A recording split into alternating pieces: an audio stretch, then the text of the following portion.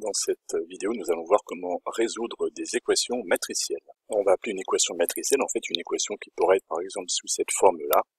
A fois grand X est égal à B. Donc ça ressemble beaucoup à des équations classiques qu'on a déjà résolues au collège avec des nombres. 3 fois X est égal à 2, par exemple. Là, évidemment, il faut comprendre que A et B vont être des matrices et non des nombres, et l'inconnu grand X sera aussi une matrice. Donc, on va bien poser la définition de notre équation. A est une matrice carrée, c'est une condition indispensable pour pouvoir résoudre ensuite notre équation. Il faut aussi qu'elle soit inversible. Donc la matrice A va avoir deux caractéristiques fondamentales. On va lui donner une dimension, par exemple n, et B, la matrice qui est de l'autre côté du signe égal, elle, va être, on va faire donc simple pour le moment, une matrice colonne, absolument uniquement une matrice colonne, de même dimension n. Et la matrice inconnue, X, elle est, elle, de dimension n. Dans ce cas de figure-là, la solution de l'équation grand X est égale à l'inverse de A multiplié par B. On va en faire la démonstration. Ce n'est pas très compliqué et elle est même un petit peu intéressante en calcul matriciel. Cette démonstration ne sera pas à effectuer dans vos exercices. On fera après une application où on utilisera directement ce résultat. Allons-y donc pour la démonstration. On part donc de l'énoncé A fois X est égal à B, en ayant bien en tête que A, X et B sont les matrices ayant les caractéristiques qui ont été rappelées tout à l'heure. L'idée est d'isoler l'inconnu, grand X, comme on aurait fait avec des réels. On aurait donc divisé par A si on avait fait avec des réels. Là, on va faire à peu près la même chose, mais la division de matrice n'existe pas. Donc, on ne peut pas diviser par la matrice A. Cela n'a pas de sens. Par contre, on peut multiplier par l'inverse de A. D'ailleurs, quand on divise par 3 une équation, admettons qu'on ait 3x est égal à quelque chose, on aurait divisé par 3. Divisé par 3, c'est bien multiplier par l'inverse de 3.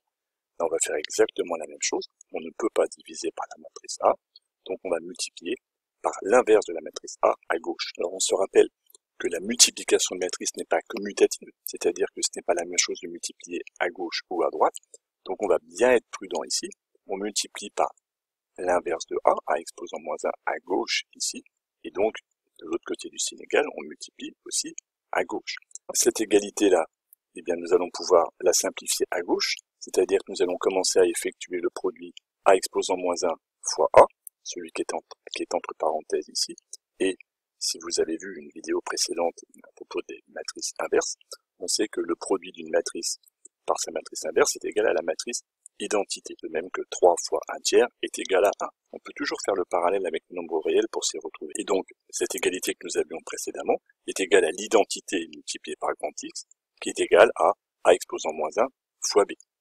On a donc déjà bien simplifié mon égalité de départ, mais on sait aussi, propriété de la matrice identité, que la matrice identité fois n'importe quelle matrice, eh bien, c'est égal simplement cette matrice, comme 1 fois X est égal à X. Donc, on peut supprimer, on peut simplifier par la matrice identité. Et au final, on arrive bien au résultat, grand X est égal à l'inverse de A multiplié par B, qui est donc la solution matricielle de cette équation. Petit exemple, petite illustration que nous allons faire rapidement en utilisant la calculatrice. On me donne trois matrices A, X et B, et on me demande de résoudre l'équation A fois X est égal à B. On voit bien que la matrice A est carrée 3, 3, on suppose qu'elle est inversible, la matrice colonne est de dimension 3, et B aussi est de dimension 3, les normes sont bien respectées. On utilise la calculatrice pour déterminer la matrice inverse de A, et on trouve, vous pouvez le faire facilement, A exposant moins 1 est égal à cette matrice-là. Pas de difficulté pour le moment. C'est le moment là de rappeler le cours, la propriété que nous venons de voir. On sait que A fois X est égal à B est équivalent à dire que grand X est égal à A exposant moins 1 fois B, à condition que les matrices A, X et B vérifient les conditions de départ proposées, ce qui est le cas. Donc en fait, on va pouvoir maintenant calculer la matrice grand X comme le produit de A exposant moins 1 que nous venons de calculer par la matrice B donnée dans l'énoncé. Ce produit, on va l'effectuer à la calculatrice.